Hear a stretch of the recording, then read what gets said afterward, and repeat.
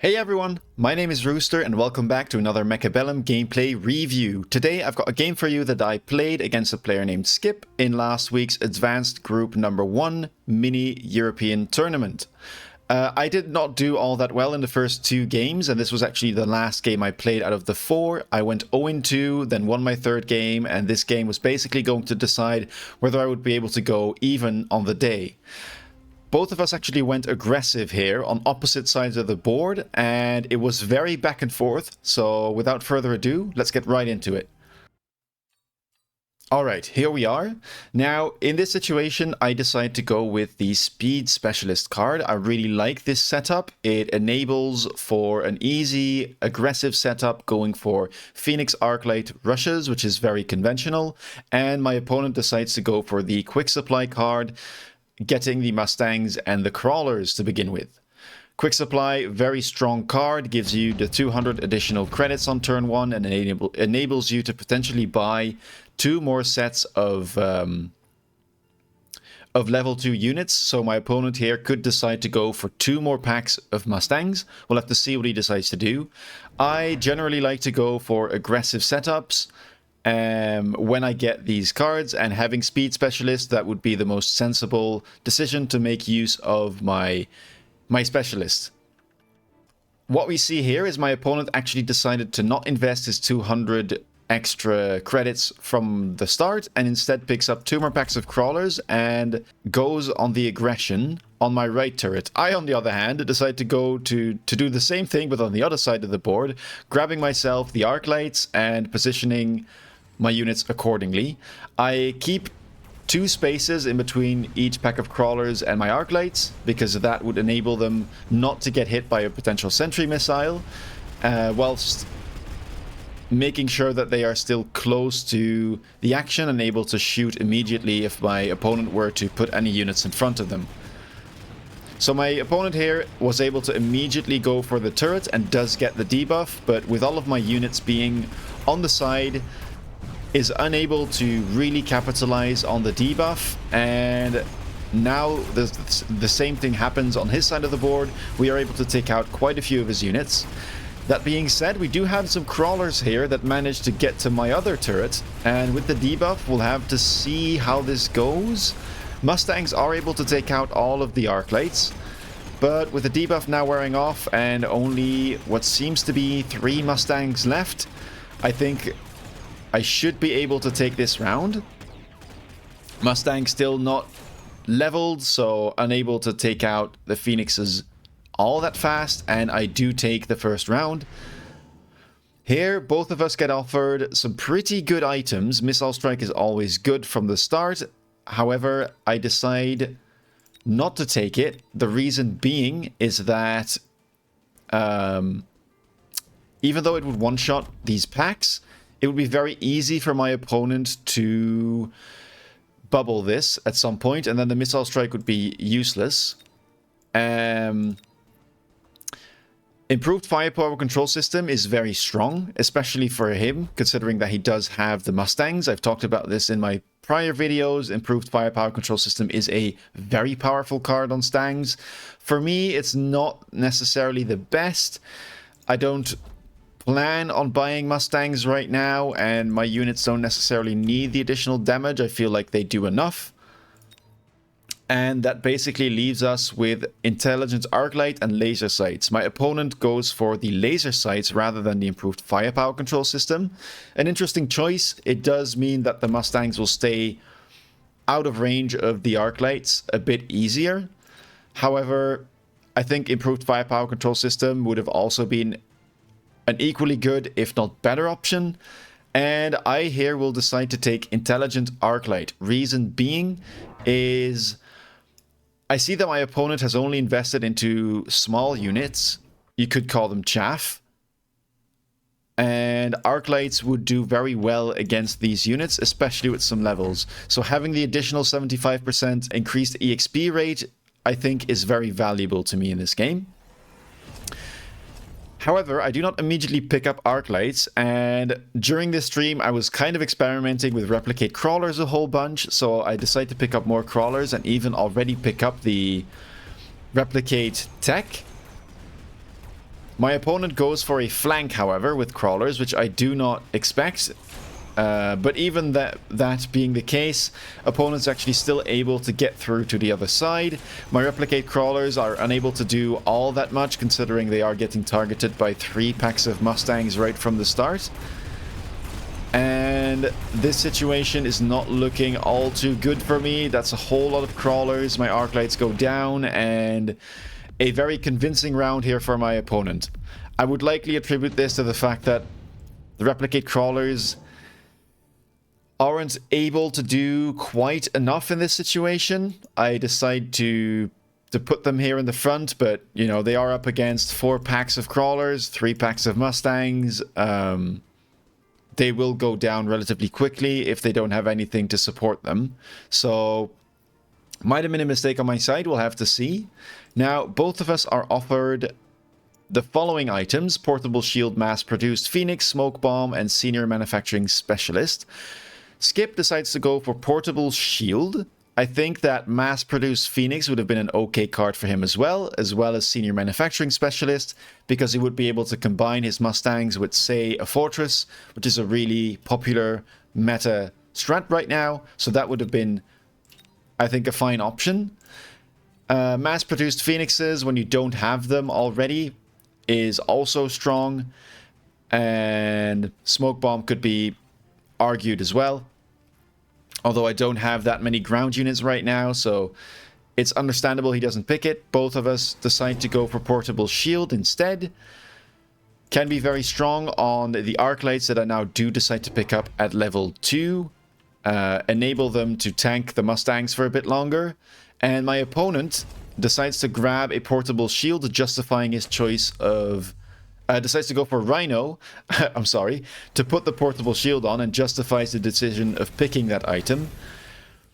I, however, go for the armor enhancement upgrades on my arclights, making them basically unkillable at this stage, because Mustangs, even at level 2, only deal 77 damage, and this upgrade will reduce that damage by 120 at level 2. So this is really working out well. Tower debuff, of course, does enable the Mustangs to do some damage, but once that disappears, you can see that they don't take any damage right now. The Rhino, though, did get to the turret quite fast and managed to take it down, but with the majority of my units being on the left side, they're actually able to survive before the opponent's units can actually get to them. And yeah, you can see that the armor upgrade really paying off here for me. Only Mustangs left, and they are unable to take out the arclights, meaning that I do take the round.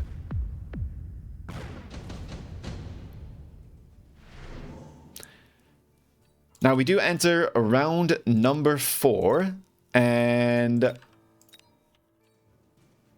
we're offered different options. I decide to skip. I don't really like any of these options in particular. I don't need elite hackers. I don't want giants. And because I don't want giants, I also don't need barrier. So decide to go for the econ. My opponent, however, decides to pick up the smoke bomb. It does make some sense now with the more arclights being there and no other good options being in the shop. This will likely land unless I decide to bubble, but being so early on, I likely won't. My opponent does decide to do so. Smoke Bomb could have indeed been good against him too, but I feel like being so close to the edge, the smoke won't be that impactful for me. I'll be able to get to his units regardless, so I don't want to invest in it. And getting my opponent to preemptively put down the bubbles actually might give me an economic advantage. Now, opponent didn't really like how the Rhino played out, I guess, and decides to sell it, as well as grab himself some steel balls and switches out the Portable Shield to one of the balls. So we are now facing a classic ball stang strat. I decide to go for the impact drill upgrade on the crawlers now as well, hoping that that will enable them to take out the opponent's crawlers a bit faster, and it does seem to work and cause quite a bit of mayhem. On the left here, I also put down another pack of crawlers to chew up my opponent's crawlers. However, I did not expect a second pack on the right side, so does again manage to get through to my right turret. I still do have a significant amount of chaff, and the main brunt of my units are still alive, the big damage dealers. And with the Mustangs again being the only units left alive, this means that I will win the round because they will be unable to take out these level 2 arclights as we saw before. I actually do have a rogue pack of 4 crawlers over here taking down the left turret, so absolute heroes. And I do take the round. Unfortunately, wasn't able to get this turret, but I mean, considering I won the round, I'm pretty happy with the result. Okay, so here we get offered a few good items. Haste module is picked up immediately by Skip. This makes sense as it is a very strong, one of the many strong items on Stangs. And it's really cheap. Being able to pick it up for free means that he doesn't need to invest more money. And that's probably a good thing because he did invest into 2 bubbles last turn and lost the round. So needs to basically make a bit of a comeback. I, however, decided to pick up the Orbital Jav, and I am launching it onto this pack of Mustangs and balls. The shields will not be able to block it, so I think that should be that should justify the big investment on round number 5. Opponent, unhappy with the amount of crawlers, I guess, from last round, now decides to tech into the high explosive ammo, which will likely deal with that threat very effectively. However, does need to deal with the arclights because reducing the damage will mean that these Mustangs will deal even less damage. And instead decides to pick up a marksman as well as teching for energy absorption. I decide to upgrade some of my arclights and pick up a couple more. Also facing this pack of crawlers that was flanking from last round. And honestly, having these replicating crawlers here for me is quite nice. I think my opponent would be better off probably selling them at this stage because they will just feed these pack of crawlers and basically make me justify having these upgrades and create even more chaff for me. I also put down 1 sentry missile to potentially try and take out some of these balls. However, unlucky for me, it does target, I think, 3 crawlers and only does a bit of damage to these balls. So, not really worth the investment, but, you know, you can only know that once you see it happen. My turret does go down, and arclights are holding up quite well, I have to say. There is the marksman now, so likely we'll see a couple more of those as their damage will ensure that they can take out the arclights. But again, I have the same pack of hero crawlers over here, taking down the left turret, and with the debuff, I am able to again get around and getting some damage. Skip is now relatively low, 1400 hit points. Is getting to a point where I might even be able to one-shot him at some stage. It is round 6, so we are getting towards the mid to late game, I would say. Skip decides to grab ranged specialist here. It's a very good card, especially when you do have a couple Mustangs, so I understand the decision. I, however, do not want to pick it up. Reason being is I'd rather invest the 300 units into something else, and I think I don't necessarily need the range being so close to one another. We are really fighting on the line here, so my arclights are able to see his units and don't necessarily need the additional range. He will get into my face, so it wouldn't make much sense to go for that. Instead, having saved myself these credits, I decide to go for overlords. And I also take a loan in this situation and give them chin guns to be able to deal with these balls as well as the shields and the marksman. My opponent decides to grab even more ball stang combos and level his units. And still has not really sold the crawlers on the sides. But I guess it's not the biggest issue for him right now. The Mustangs will be able to deal with them, and it does, I guess, give him some XP. But I still am of the opinion that he could probably sell them and get him some money back. Now, this round, however, not really looking very favorable for me. My opponent was able to punch through quite effectively. the boats did not survive for very long and were taken out by my opponent's mustangs, which will now be able to level 3, so getting very scary. And that is quite the convincing round for my opponent, getting me down to just above 2k now. And Skip deciding to pick the photon emission here in round number 7. Sensible decision. It is a very straightforward option when you're going for these type of aggressive pushes. And I decide to match him. Even though I do have less units on this side, I think it might be worthwhile picking it up, just to be able to ensure that my units survive a little longer and are able to dish out their damage. I also pick up even more overlords and the sticky oil bomb to be able to slow down, hopefully, this pack of balls as well as this one that are going to try and make their way to the turret. Doing everything I can basically to have my units firing at my opponent's units for as long as possible. Opponent again deciding to go for bubbles, grabs, temporary range as well as speed.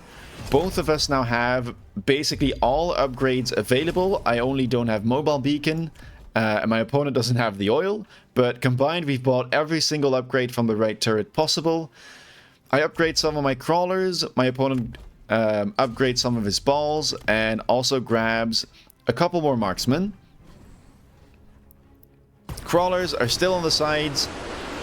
I could have also gone for a flank in this situation. I am aware of that possibility, but with the spawn in time, I thought it'd be better to try and get rid of this front line. Also, my opponent does have the sentry missiles, so it would mean investing in basically a pack of crawlers and a pack of phoenixes and not being able to strengthen my side of the board, which I believe would be detrimental for me. I need to be able to take out his onslaught before he takes my tower.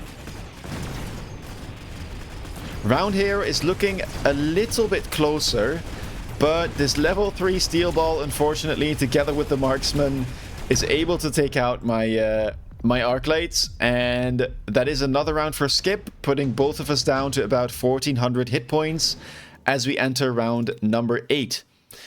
Now here we're offered a couple options. Both of us will go for the amp core. Reason being is that extended range Vulcan, not really useful here. Barrier could be okay, but again, I don't think I need any other giant. I have committed to arclights and overlords, so it doesn't make sense to go for this. Junior manufacturing is just an expensive card, and with both of us being so low, it is likely that the round will end very shortly. So, yeah, amp core is the better option. And here I have an idea. I think to myself, there is a gap in between these crawlers, and these ball stand combos are quite far up. What if I buy Final Blitz Rhinos? Because I feel like this game is starting to slip out of my hands. So I'm kind of going for a Hail Mary, and I had a feeling that this might work and do some good damage.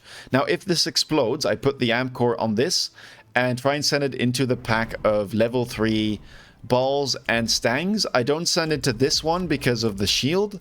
And basically trying to make sure that I can do good damage on the steel balls, as well as maybe even take out some of these stang packs, because I think that if I can manage to do so, I should be able to take the round and maybe even straight up win if my boats stay alive. My opponent decides to now also pick up his own boats. This is a very classic combo. Going for photon boats is, well, it just enables you to get in even quicker, as we saw last round with the photon coating. And yeah, solid option. Smoke also came down off cooldown. I don't really know why he decided to put it on this side of the board, but we'll have to see. And yep, my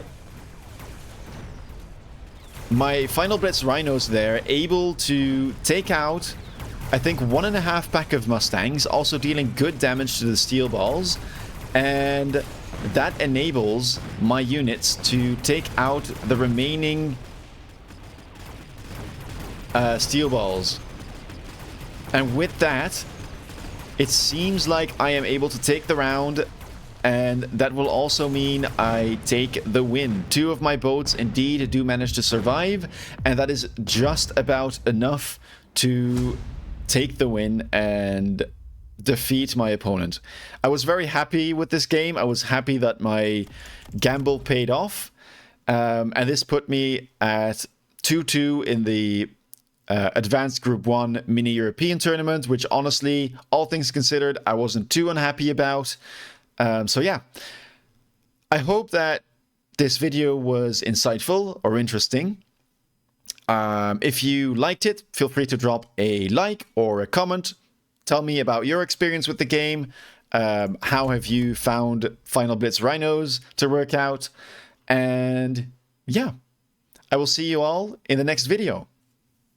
Bye-bye.